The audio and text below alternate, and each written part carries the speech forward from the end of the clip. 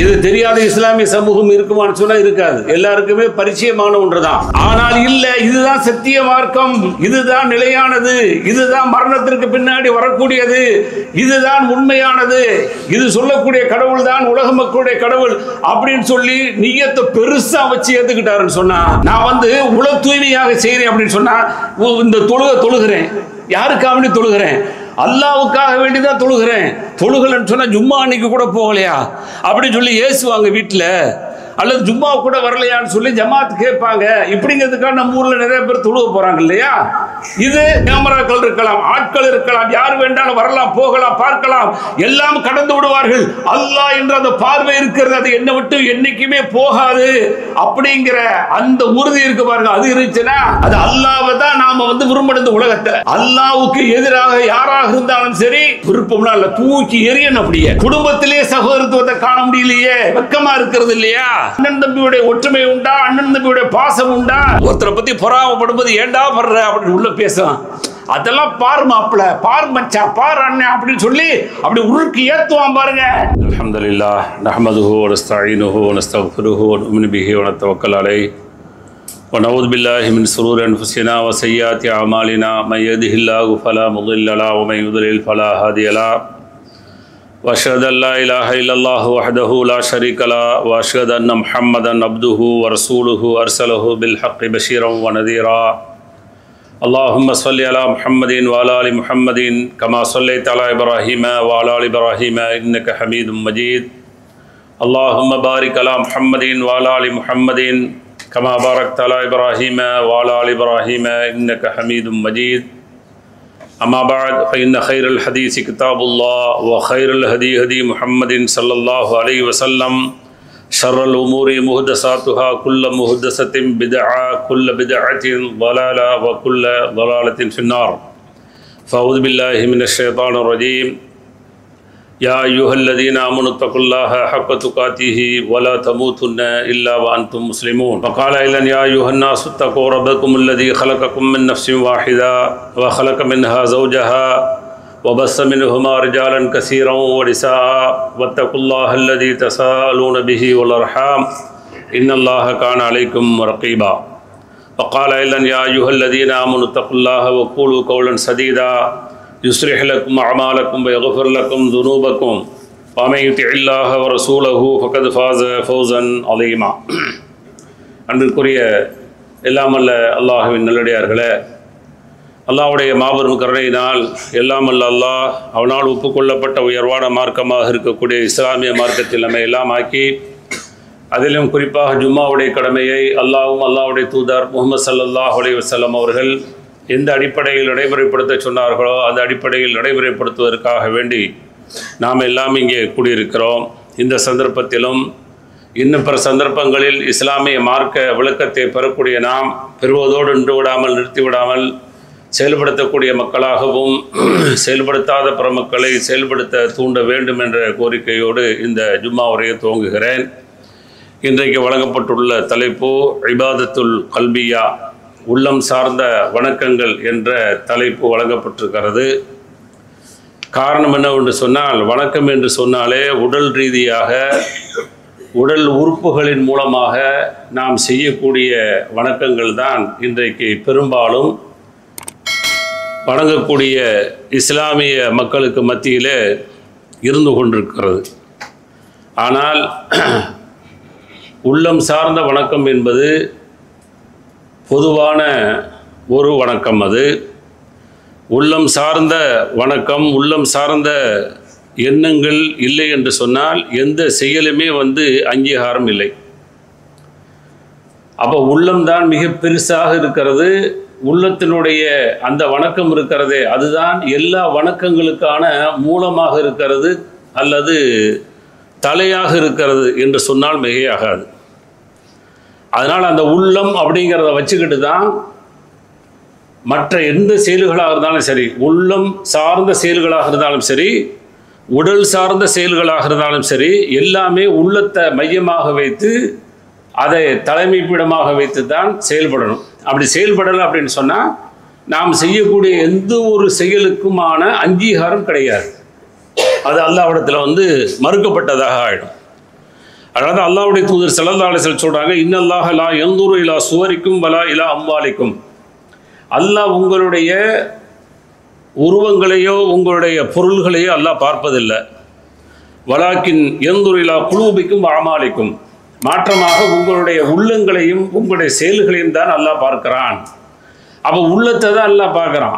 இன்றைக்கி உள்ளத்தை யாரும் பார்க்க முடியாது. அதனால் என்ன செய்கிறோம், உடலை வைத்து இன்றைக்கு எடை போடுறோம். அப்படி எடை போடக்கூடியவர்கள், எடை போடப்பட்டவர்கள் எவ்வளோ பேர்கள் அதற்கு மாற்றமாகவெல்லாம் இன்றைக்கு வாழ்ந்து கொண்டிருக்கிறார்கள். ஒவ்வொரு நாளுமே அதற்கான ஆதாரங்கள் நமக்கு கிடைச்சிக்கிட்டே இருக்கு. அப்போ உள்ளம் சார்ந்தது அப்படிங்கிறது, அந்த உள்ளத்தை பார்க்கக்கூடியவனாக அல்லாஹ் இருக்கிறான். அப்போ அல்லாஹ்வுடைய பார்வை உள்ளத்தை நோக்கி இருக்கிறது. உள்ளம் என்ன சொல்லுகிறது, எந்த அடிப்படையில் இந்த செயலை செய்கிறது அப்படிங்கிறத அல்லாஹ் பார்க்குறான். அப்போ அல்லாஹ்வுக்கு விருப்பமாக, அல்லாஹ்வுடைய தூதருக்கு விருப்பமாக இருக்கிறதா அந்த உள்ளம் செய்யக்கூடிய செயல்கள் அல்லாஹ்விடத்தில் அங்கீகாரம் இல்லை. அது வேறு நோக்கமாக இருந்துச்சுன்னா அந்த நோக்கம் கிடைச்சி போயிடும். அதனால தான் அல்லாஹ்வுடைய தூதர் ஸல்லல்லாஹு அலைஹி வஸல்லம் சொல்கிறாங்க, எவ்வளோ அழுத்தமாக சொன்னாங்க, இன்னமல் அஅமாலு பின்னியாத் அப்படின்னாங்க.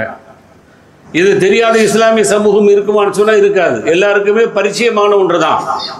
அப்போ செயல்கள் எல்லாம் எண்ணங்களை கொண்டுதான் என்று அல்லாஹ்வுடைய தூதர் சொன்னார்கள். எந்த செயலை செஞ்சாலும் சரி அதற்கு நிய்யத் அப்படிங்கிறது வேணும். நிய்யத்துன்னு சொன்னால் வாயால் சொல்கிறது இல்லை, அப்படி நினச்சிக்கிட்டு இருக்கிறோம். வாயால் சொல்வது அல்ல நிய்யத் என்பது. நிய்யத் என்பது உதித்தல், மனதால் எண்ணுதல், மனதில் தோன்றுதல். அப்போ மனசில் தோன்றக்கூடிய அந்த எண்ணம் இருக்கு பாருங்க, அதை வைத்துத்தான் அல்லாஹ்வால் தீர்மானிக்கப்படுகிறது நாம் செஞ்ச செயல் அல்லாஹ்வுக்கு பிடித்தமாக இருக்கிறது அல்லது வேறு நோக்கமாக இருக்கிறது, அதற்கான கூலிகளை, அதற்கான தண்டனைகளை அல்லது அதற்கான அந்த விளைவுகளை அவன் சந்திச்சு கொள்வான். அதனால தான் இந்த ஹதீஸில் அல்லாஹ்வுடைய தூதர் ஸல்லல்லாஹு அலைஹி வஸல்லம் மிக தெளிவாக சொல்றாங்க, இன்னமல் அஅமாலு பின்னியாத் அப்படின்னு சொல்லிட்டு முடிச்சிடல, இன்னமா லிகுல்லி இம்ரிஇன் மா நவா. ஒவ்வொரு மனிதனும் எதை எண்ணுகிறானோ அதுதான் அவனுக்குள்ளது அப்படிங்கிறாங்க. எதை வாயால சொல்றானோ இல்லை, எதை எண்ணுகிறானோ எதை நினைக்கிறானோ அதுதான் அவனுக்குள்ளது. அப்ப அவன் நினைச்சது மாதிரி தான் நடக்கும். அப்ப நினைப்பது என்பது மிக ஆழமாகவும் அழுத்தமாகவும் அல்லாஹ்வின் மீது உண்டான அந்த உறுதியான நிலைப்பாடு இருக்கு பாருங்க, அதை அல்லாஹ் விரும்புறான். அப்ப அடுத்து தொடர்ல சொல்லும்போது, ஃபமன் கானத் ஹிஜ்ரத்துஹு இலா துன்யா யுஸீபுஹா, யாராவது ஒருவர் ஒரு நாட்டை விட்டு ஒரு நாட்டுக்கு போறார் அப்படின்னு சொன்னா அது துன்யாவுடைய நோக்கத்துக்காக வேண்டி இருந்தால் அதை அவர் பெற்றுக்கொள்வார். குவைத்துக்கு வந்தால் தினார்களுக்காக வந்திருக்கிறோமா, கிடைச்சி முடிஞ்சு போச்சு. ஆனால் தினார்களை தேடி வந்தோம், ஹலாலுக்காக வேண்டி வந்தோம், ஹராமை விட்டு தவிர்த்து கொள்வதற்காக வேண்டி வந்தோம், குடும்பங்களை நல்ல முறையில் வளர்க்கணும், குடும்பங்களை பாதுகாக்கணுங்கிறதுக்காக வந்தோம், உற்றார் உறவுகளுக்கு உதவணுங்கிறதுக்காக வந்தோம், சமூகத்துக்கு தேவைப்படும் பொழுது பொருளாதார உதவி செய்யலாங்கிறதுக்காக வந்தோம். இப்படின்னு சொல்லி உங்களுடைய எண்ணங்கள் பெருசாக இருந்தால் அதற்கான கூலி என்பது வேறு. ஆனால் உங்களுடைய எண்ணம் பைசா இங்கே கிடைக்கல, 5-10 தான் கிடைக்குது, அங்கே போனால் 10-50 கிடைக்கும், போவோம், அதனால விசா வேடு ஏற்பாடு பண்ணு வா அப்படின்னு சொல்லி வந்துட்டீங்கன்னு சொன்னா அது உங்களுக்கு கிடைச்சிடும் அப்படிங்கிறாங்க. அது கிடைக்காம போவாது. ஏன்னா உங்களோட எண்ணம் என்ன இருந்துச்சு, ஒரே நோக்கம் வெளிநாட்டுக்கு போகணும், சம்பாதிக்கணும், அடுத்து என்ன செய்யணும், வீடு வாசல் வாங்கணும், அடுத்து என்ன செய்யணும், வீட்டில் ஏதாவது பெண் பிள்ளைகள் இருந்துச்சுன்னு சொன்னால் கட்டி கொடுக்கணும், இப்படிங்கிற எய்ம் இருக்கு பாருங்க, இது உங்களுக்கு கிடைச்சிடும். அதில் மாற்று கருத்து இல்லை. அல்லாஹ்வுடைய தூதர் சொல்றாங்க, ஃபமன் கானத் ஹிஜ்ரத்துஹு இலா துன்யா யுஸீபுஹா, உனக்கு துன்யாவுடைய நோக்கம் தான் இருந்துச்சுன்னா அது கிடைக்கும் பா அப்படின்ட்டாங்க.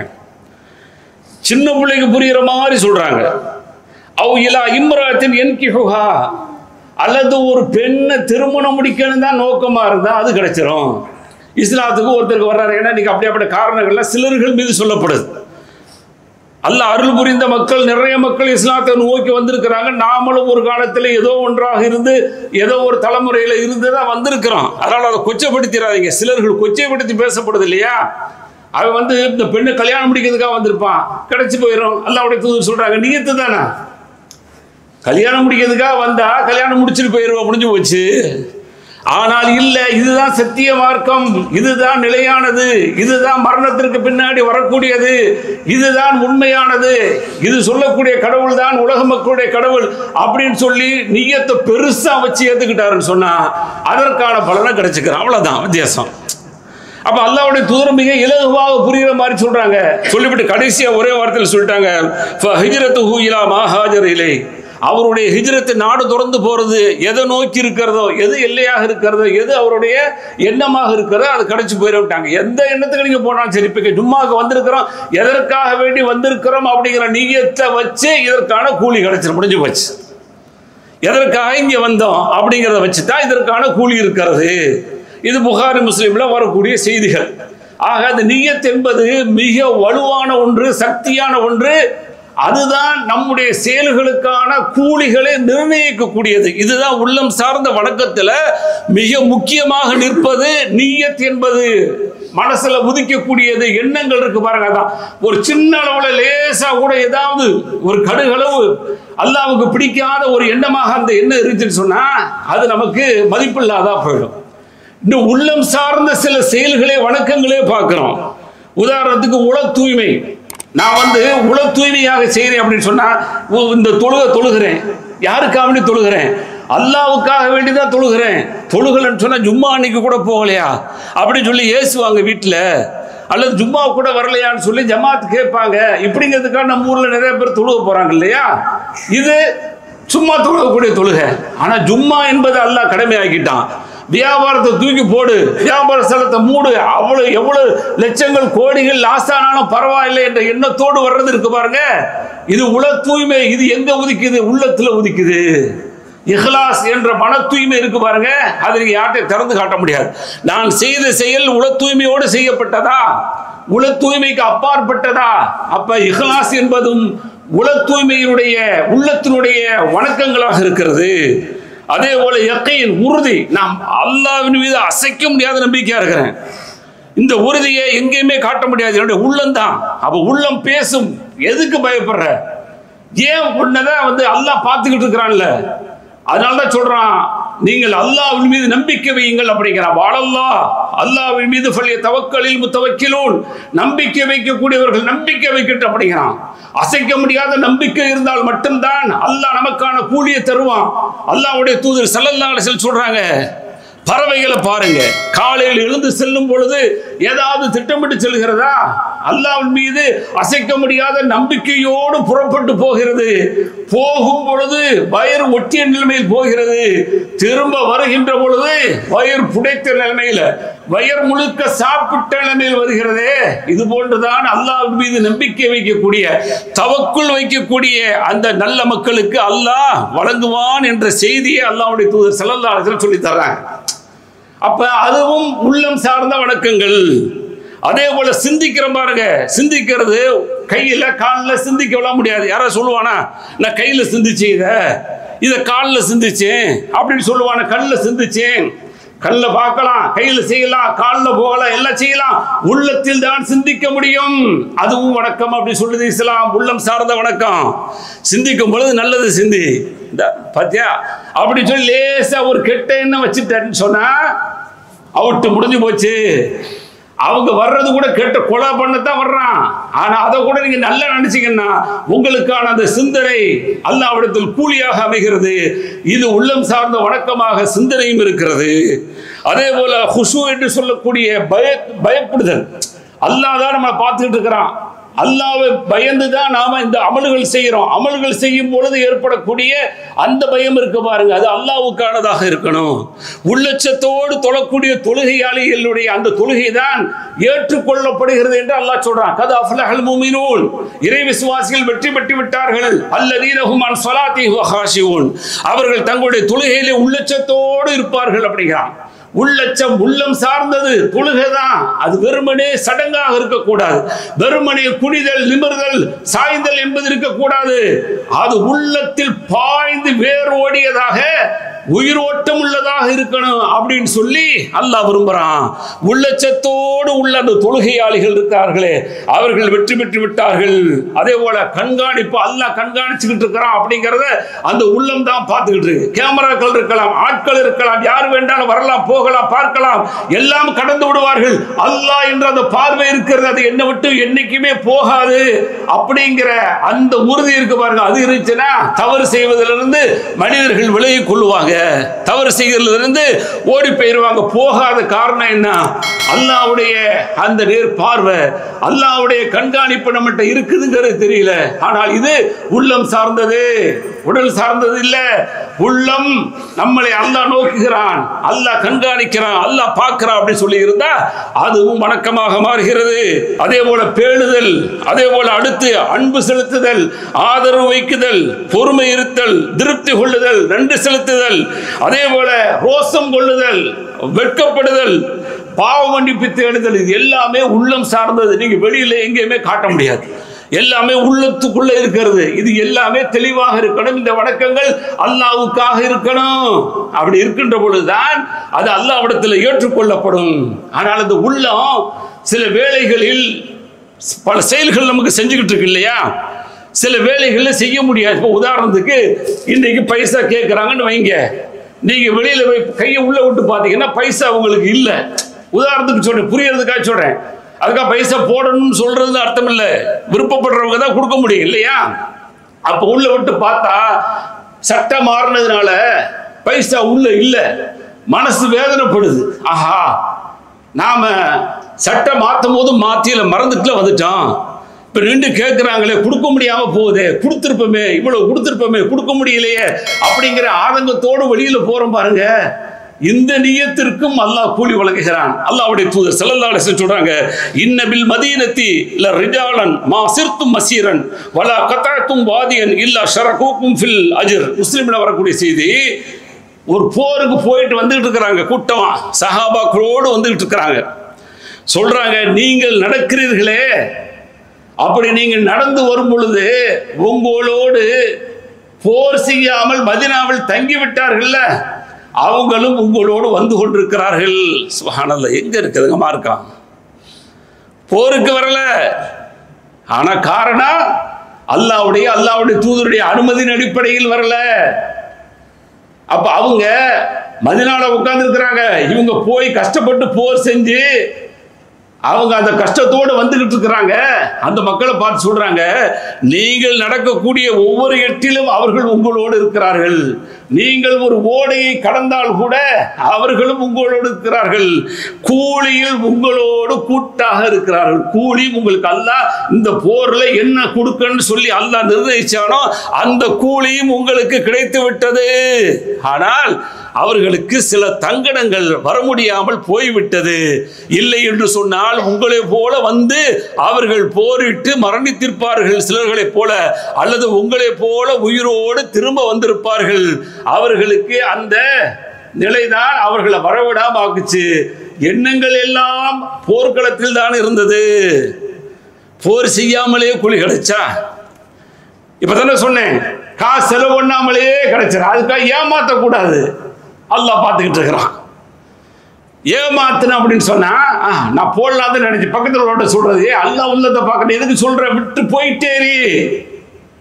அப்ப போர் செய்யாமலேயே போர் செய்த கூலி கிடைக்கிறது என்ற அளவிற்கு அல்லாஹ்வுடைய தூதர் ஸல்லல்லாஹு அலைஹி வஸல்லம் அவர்கள் சொல்லக்கூடிய அந்த செய்திகளை பார்க்கிறோம். ஆக இப்படித்தான் உள்ளம் சார்ந்த அந்த வணக்கங்களை நாம என்ன செய்யணும், ஆக்கி கொள்ளணும். நாம் அதை எப்பொழுதுமே செய்யக்கூடியவர்களாக மாறணும். சில வேளைகள் செய்ய இயலாமல் போகின்ற பொழுது அதற்கான கூலியும் அல்லாஹ்வால் வழங்கப்படுகிறது என்று அல்லாஹ்வுடைய தூதர் ஸல்லல்லாஹு அலைஹி வஸல்லம் அவர்கள் சொல்லக்கூடிய செயல்கள் மூலமாக, சொல் மூலமாக புரிந்து கொள்ள முடிகிறது. அடுத்து பார்த்தீங்கன்னு சொன்னா, அல்லாஹ்வை நாம அன்பு கொள்றது, ஏற்கனவே சொன்னோம் முஹப்பத், அது அல்லாஹ்வை தான் நாம விரும்பணும். இந்த உலகத்துல அல்லாஹ்வுக்கு எதிராக யாராக இருந்தாலும் சரி விருப்பம்னா இல்ல, தூக்கி எரியணும் அப்படியே. அதனால சொன்னாங்க, உனக்கு ஈமானுடைய சுவை வேணுமா, ஈமானுடைய சுவை வேணுமா, ஹலாவத்தில் ஈமான்ங்கிறாங்க. ஹல்வாண்ட சுவீட்டு, இனிப்பு. அந்த ஈமானுல உள்ள அந்த இனிப்பு சுவை உனக்கு உள்ள இறங்கணும்னு சொன்னா அல்லாஹ்வும் அல்லாஹ்வுடைய தூதரும் மற்றவர்களை விட உனக்கு அன்புக்குரியவர்களாக இருக்கணும் அப்படிங்கிறாங்க அல்லாஹ்வுடைய தூதர் ஸல்லல்லாஹு அலைஹி வஸல்லம். மூணுல அது ஒண்ணு. அல்லாஹ் தான் எனக்கு பிரியமானவன். அல்லாஹ்வுக்கு எதிராக யாராக இருந்தாலும் சரி. அபூபக்கர் சித்திக் ரலியல்லாஹு தஆலா அன்ஹு சொன்னாங்களே, மகன் சொல்றார் இஸ்லாத்துக்கு வந்த பிறகு, என் தந்தையே, பத்ர் போர்க்களத்துல உங்களை எதிரடிகளை சந்திச்சேன், எனக்கு முன்னாடி வந்தீங்க, ஆனால் என் தகப்பன் என்று சொல்லி உங்களை வெட்டாமல் விட்டு விட்டேன். மகனே, எனக்கு அந்த வாய்ப்பு கொடுத்திருந்தால் உன்னை வெட்டி இருப்பேன். இதுதான் இஸ்லாம். புரிகிறதா? இஸ்லாம் பின்னாடி போகுதே, அல்லாஹ் பின்னாடி போயிடுறானே. சொந்த பந்தம் வந்து முன்னாடி நிக்குதே, ஊர் நிக்குதே, உலகம் நிக்குதே, காசு பணம் வந்து நிக்குதே, வேலைகள் வந்து நிக்குதே, எல்லாம் பின்னாடி போயிடுது. என்ன அன்பு இருக்கிறது? அல்லாஹ் சொல்றான், மினன்னாஸ், மனிதர்களில் சிலர்கள் இருக்கிறார்கள், மை யத்தஹிது மின் தூனில்லாஹி அந்தாதா, அல்லாஹ் அல்லாதவர்களை அன்புக்குரியவர்களாக அவர்கள் எடுத்துக்கொள்வார்கள். எந்த அளவுக்கு அப்படின்னு சொன்னா, அல்லாஹ்வை நேசிக்கிறதை விட அவர்களை கடுமையாக நேசிப்பாங்க. ஆனால் வல்லதீன ஆமனு, யார் ஈமான் கொண்டார்களோ, அஷத்து ஹுப்பன் லில்லாஹ், அல்லாஹ்வை நேசிப்பதில் கடுமையாக இருப்பார்கள். அல்லாஹ் தான் எனக்கு நேசத்துக்குரியவர், யாரும் இல்லைங்கிறது தெளிவா இருக்கு பாருங்க. இதெல்லாம் உள்ளம் சார்ந்த வணக்கங்கள், எங்கேயும் காட்ட முடியாது, யார்கிட்டையும் ஓபன் பண்ணி காட்ட முடியாது.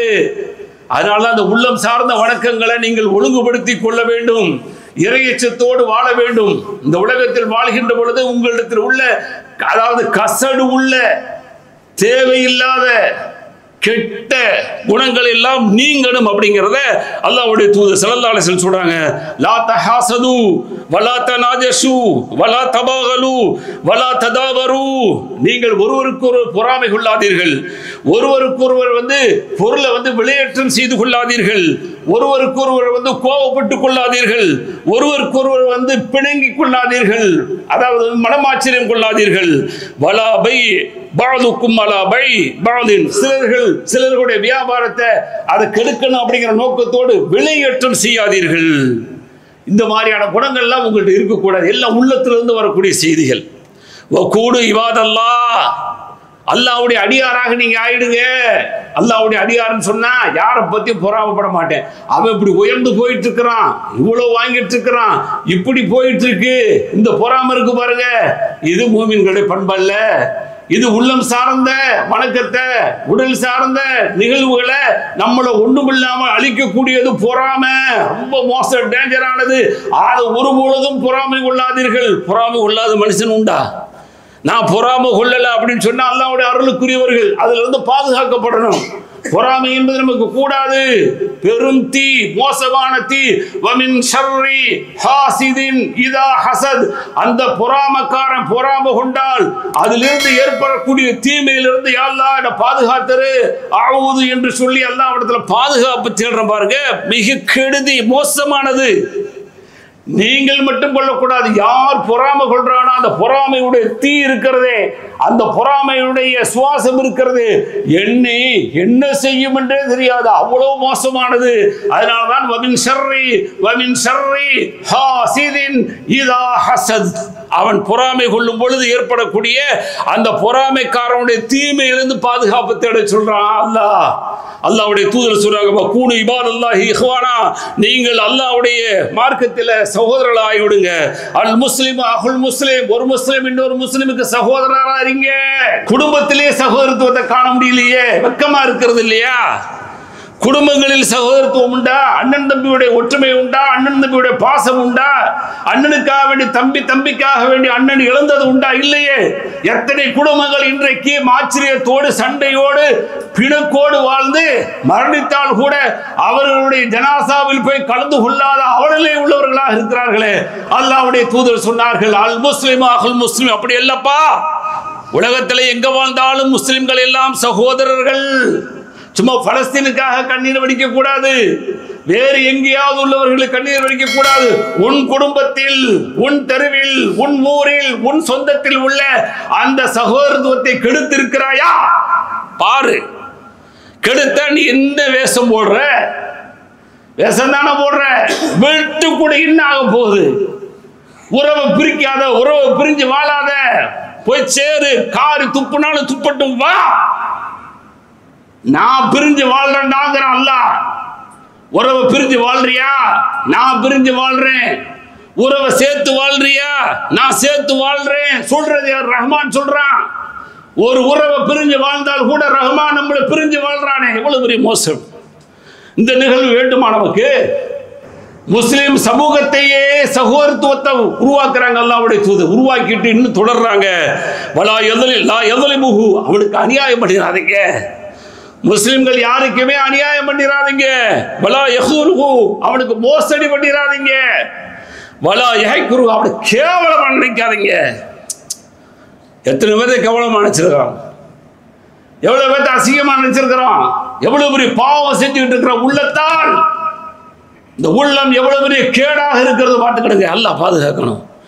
அடுத்து சொன்னாங்க அத்தக்வா ஹாஹுனா வயுசூரி இலா சத்ரிஹி ஸலாஸ மர்ராத், இறையச்சம் இங்கே தான் இருக்கிறது, அல்லாஹ்வை பயப்படுறேன், அல்லாஹ்வை பயப்படுறேன், தக்வாவோட இருக்கிறேன் அப்படின்னு சொன்னா, முஸ்லிம்களே மேல சொன்னது எந்த பண்பும் வந்துடக்கூடாது. காரணம் எல்லாம் இங்கிருந்து வரக்கூடிய தீமை, இங்கிருந்து வரக்கூடிய டேஞ்சர், இங்கிருந்து வரக்கூடிய அசுத்தம், அது எல்லாம் தூக்கி எறிஞ்சிரு அப்படின்னு அல்லாஹ்வுடைய தூதர் ஸல்லல்லாஹு அலைஹி வஸல்லம் சொல்றாங்க. அதனால தான் உன்னுடைய உள்ளம் பேசும். ஒருத்தரை பத்தி பொறாமப்படும்போது ஏண்டா படுற அப்படின்னு உள்ள பேசும். அதெல்லாம் பாரு மாப்பிள, பாரு மச்சான், பாரு அண்ணன் அப்படின்னு சொல்லி அப்படி உருக்கு ஏத்துவான் பாருங்க. முடிஞ்ச சைத்தான் ஜெயிச்சிருவான். தண்டை போட போகும்போது உள்ள சொல்லு போடாதன்னு சொல்லி அங்க ஏத்துவான். முடிஞ்சு போச்சு, தக்குவா காணா போயிடும், தக்குவாக்கெல்லாம் காணா போயிடும். அல்லாஹ்வுடைய தூதர் அதான் சொல்றாங்க, அதெல்லாம் நீ செய்யாத, மோசடி பண்ணாத, அநியாயம் பண்ணாத, இழிவாக கருதாத. அவர் எவ்வளவு பெரிய கஷ்டத்தில் இருந்தாலும் சரி, நஷ்டத்தில் இருந்தாலும் சரி, மோசமாக இருந்தாலும் கூட அவரை நீ கருதாதப்பா. நாளைக்கு ஒருவேளை அப்படி தூக்கி அல்லாஹ் அப்படி அடிஸ்டான்னு சொன்னா நீ காணா போயிடுவ. எத்தனை பேருடைய வரலாறு இருக்கிறது, இழிவானவர்களாக மோசமானவர்களாக சித்தரிக்கப்பட்டவர்களுடைய வரலாறு மாறி இருக்கிறது சகோதரர்களே. அதனால தான் வேண்டாண்டாங்க, அதெல்லாம் நினைக்காத, உள்ளம் சார்ந்தது அது. சொல்லிப்படி சொன்னாங்க பி ஹஸ்பிம்ரின் மின ஷர்ரி ஐ யஹ்கர அஹாஹுல் முஸ்லிம, ஒரு மனிதன் கெட்டவன் என்பதற்கான அடையாளம் தன்னுடைய முஸ்லிமான சகோதரனை இழிவாக கருதுவது போதும் என்றார்கள். இழிவா கருதுனா நீ தாண்டா மோசமானவன் அப்படிங்கிறாங்க. நீ யாரை பார்த்து இழிவா கருதுறியோ அவங்க மோசம் இல்ல, நீ தான் மோசமானவனாக சொல்லிவிட்டு குல்லுல் முஸ்லிமி அலல் முஸ்லிமி ஹராமுன் தபுஹு வ மாலுஹு வ இர்துஹு, ஒரு முஸ்லிம் இன்னொரு முஸ்லிமுக்கு பாதுகாப்பாக இருக்கணும். எதுல பாதுகாப்பா இருக்கணும்? அவனுடைய இரத்தத்தை ஓட்டக்கூடாது, அவனுடைய பொருளாதாரத்தை பாதுகாக்கணும், அவனுடைய உடைமைகளை பாதுகாக்கணும் என்று அல்லாஹ்வுடைய தூதர் ஸல்லல்லாஹு அலைஹி வஸல்லம் சொல்லக்கூடிய செய்தியை முஸ்லிம் என்ற ஹதீஸ் கிரந்தங்களில் பதிவு செய்யப்பட்டிருக்கிறது. ஆக இந்த அளவிற்கு மார்க்கம் நாம் உள்ளம் சார்ந்த வணக்கங்களை மிக தெளிவாக புரிந்து அதன் அடிப்படையில் செயல்பட வேண்டும் என்ற ஒரு வலியுறுத்தக்கூடிய செய்தியாக பார்க்கிறோம். அதுபோக நாம் பயப்பட்டால் அல்லாஹ்வை மட்டும்தான் பயப்படணும். இந்த உலகத்தில் யாரையும் என்ன செய்யக்கூட பயப்படக்கூடாது. பொதுவாக சின்ன சின்ன விஷயங்களுக்கு பயப்படலாம். அது சம்பந்தமாக உரையாற்றப்பட்டிருக்கிறது சில வாரங்களுக்கு முன்பாக. அல்லாஹ் தான் சொல்றான், இன்னமா தாலிக்கும் ஷைத்தான் யுஹவ்விஃபு அவுலியாஹு, ஷைத்தான் என்ன செய்யறான்னு சொன்னா தன்னுடைய தோழர்களை நேசர்களை பயங்காட்டுறான்.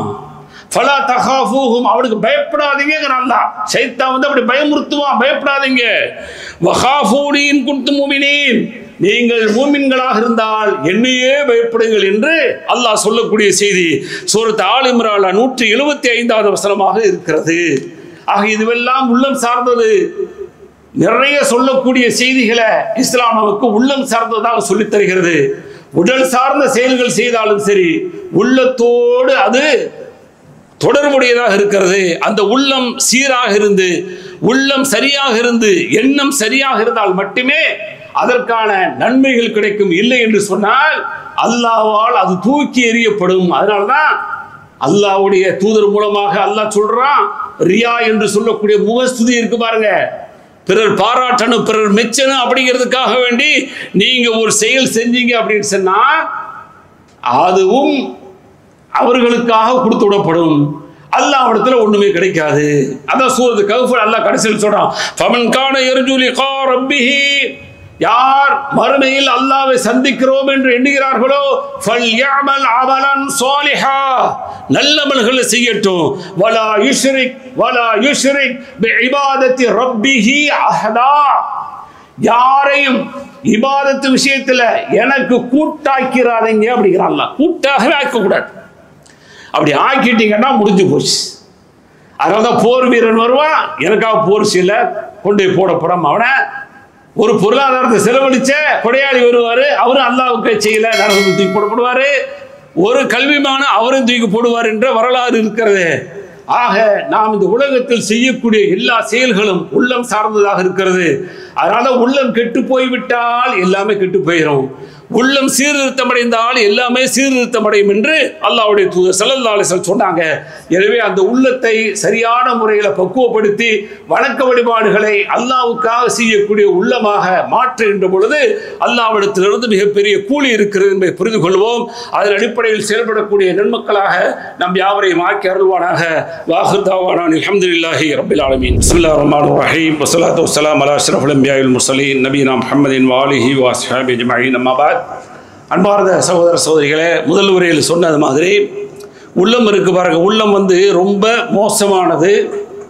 இந்த உள்ளத்தை அல்லாஹ் இயக்கிக்கிட்டு இருக்கிறேன் அப்படிங்கிறான். எந்த அளவுக்கு அல்லாஹ்வுடைய தூதர் சொல்றாங்கன்னு சொன்னா, ரஹ்மான் 2 விரல்களுக்கு இடையில உள்ளத்தை அப்படி இயக்கிட்டு இருக்கிறான். உள்ளம் எப்பொழுது வேண்டாலும் மாறிவிடும். ஏன்னா இப்ப பேசும் பொழுது உள்ளத்தை நம்ம சரியா வச்சுக்கிறணும் அப்படின்னு சொல்லியிருப்போம். ஆனா இந்த உள்ளம் சரியாக இருப்பதற்கு அல்லாஹ்வுடைய அருள் இருந்தால் தவிர வேறு வழியே இல்லை, கிடைக்காது. அதனாலதான் அல்லாஹ்வுடைய தூதர் சொல்றாங்க, இந்த உள்ளம் சார்ந்த சில துவாக்களை கற்றுத்தர்றாங்க. அதுல ஒரு துவா என்ன அப்படின்னு சொன்னா, அல்லாஹ் 2 உள்ளங்களுக்கு மத்தியில 2 விரல்களுக்கு மத்தியில உள்ளத்தை அப்படி திருப்பிக்கிட்டு இருக்கிறான், எப்பொழுது வேண்டாலும் மாறிவிடும். எனவே கேளுங்கள், யா முகல்லிபல் குலூப் சப்பித் கல்பி அலா தீனிக், உள்ளங்களை திருப்பக்கூடியவனே எனது உள்ளத்தை உனது மார்க்கத்தில் நிலைத்திருக்க செய். அல்லாஹ் நிலைத்திருக்க செய்யல அப்படின்னு சொன்னா உலகத்துல யாராலும் நிலைத்திருக்க செய்ய முடியாது. அதனால அல்லாஹ்விடத்தில் அதிகமாக கேட்க வேண்டிய பிரார்த்தனை இது. அல்லாஹ்வுடைய தூதர் கேட்டார்கள், அவங்க என்ன உள்ள மாறக்கூடியவர்களா? பாதுகாத்துட்டானே, இருந்தாலும் கேட்டு நமக்கான வழிமுறைகளை சொல்லி தந்தாங்க. இந்த பிரார்த்தனை பண்ணுங்க. அதே போல உள்ளம் சார்ந்த பிரார்த்தனை, அல்லாஹும்ம ஆதி நஃப்ஸி தக்வாஹா வ ஸக்கிஹா அன்த கைரு மன் ஸக்காஹா அன்த வலியுஹா வ மௌலாஹா. எவ்வளவு பெரிய பிரார்த்தனை! பல தடவை சொன்ன செய்தி தான். யா அல்லாஹ், இறையச்சத்தை, தக்குவாவை, பயத்தை கொடு. அது நீ தான் கொடுக்கக்கூடியவன், அதற்கான பொறுப்பாளி நீ தான். ஒன்னு தவிர யாரும் அதை கொடுக்க முடியாது. எனவே எனக்கு தக்குவாவை, இறையச்சத்தை கொடு. அதே போல அடுத்து அல்லாஹ்வுடைய தூதர் கேட்கிறாங்க. இது எல்லாமே புகாரி முஸ்லிமில் வரக்கூடியது. அடுத்து ஒரு துவா என்ன? அல்லாஹும்ம ஜல் கல்பி நூரா வஃபி சம்இ நூரா. பெருசா போகுது அப்படியே அந்த துவா. இதெல்லாம் எத்தனை பேர் மனப்பாடம் பண்றதுல கேட்கிறோம், செல்கிறோம். அதனால்தான் ஒவ்வொரு உரையிலையுமே சொல்லும் பொழுது கேட்பதை கேட்பதோடு நிறுத்தி விடாமல் செயல்படுத்தக்கூடிய மக்களாகவும் செயல்படுத்தாத பிற மக்களுக்குங்கிற அந்த கோஷத்தோடு தான் என்னுடைய உரை தொடங்கப்படுகிற சகோதரர்களே. அது வெறும் கோஷமாகவோ அல்லது வெறும் சுலோகமாக தெரிகிறது என்னவோ அல்லாஹ் அருள் புரிந்தவர்களை தவிர மனனம் செய்யுங்கள். அல்லாஹ் ஜல் கல்பி நூரா, என்னுடைய உள்ளத்தை ஒளியாக ஆக்கு. ஃபி சம்மி நூரா, காத ஒளி உள்ளதாக ஆக்கு. இப்படி எல்லாத்தையும் கேட்கிறாங்க. ஃபி சம்மி நூரா ஃபி பஸரி நூரான்னு சொல்லி ஃபுல்லா நூறுக்கான ஒளிமயமான உள்ளமாக இருப்பதற்கு கேட்டது போல ஒளிமயமான பார்வை, ஒளிமயமான செவித்திறன், எல்லா விஷயங்களையும் உள்ளடக்கி கேட்டாங்க. நீண்ட துவா. அது போக அடுத்து இன்னொரு துவா என்ன? அல்லாஹும்ம இறைவா, இன்னி அஊது பிக்க மின் இல்மில் லா யன்ஃபஅ வ மின் கல்பில் லா யக்ஷா வமின் கல்பில்லா யக்ஷா. இதுல 3 கேட்டாங்க. 3வது நடுவில் வரக்கூடிய செய்தி தான், பயப்படாத உள்ளத்திலிருந்து உன்ட பாதுகாப்பு தரப்பா. பயப்படாத உள்ள, அல்லாஹ்வை பயப்படாத உள்ள இந்த உலகத்திலிருந்து என்ன பிரயோஜனம்? ஆக இவ்வளவு பெரிய பிரார்த்தனைகளை அல்லாஹ்வுடைய தூதர் தன் வாய் மூலமாக சொல்லி தந்திருக்கிறார்கள் என்பதை புரிந்து அந்த பிரார்த்தனைகளை செய்வதன் மூலமாக உள்ளத்தினுடைய வணக்கங்களை சீரான முறையில் செய்வதற்கான வாய்ப்பு இருக்கிறது என்பதை புரிந்து உள்ளத்தை சரி செய்வோம். உள்ளம் சார்ந்த வணக்கங்களை சரியான முறையில் செய்யக்கூடிய பாக்கியத்தை உங்களுக்கும் எனக்கும் எல்லாம் அல்லாஹ் தந்தரல வேண்டும் என்ற பிரார்த்தனையோடு வாஹிர் தாவானா அல்ஹம்துலில்லாஹி ரப்பில் ஆலமீன். அஸ்ஸலாமு அலைக்கும் வரஹ்மத்துல்லாஹி வபரகாத்துஹு.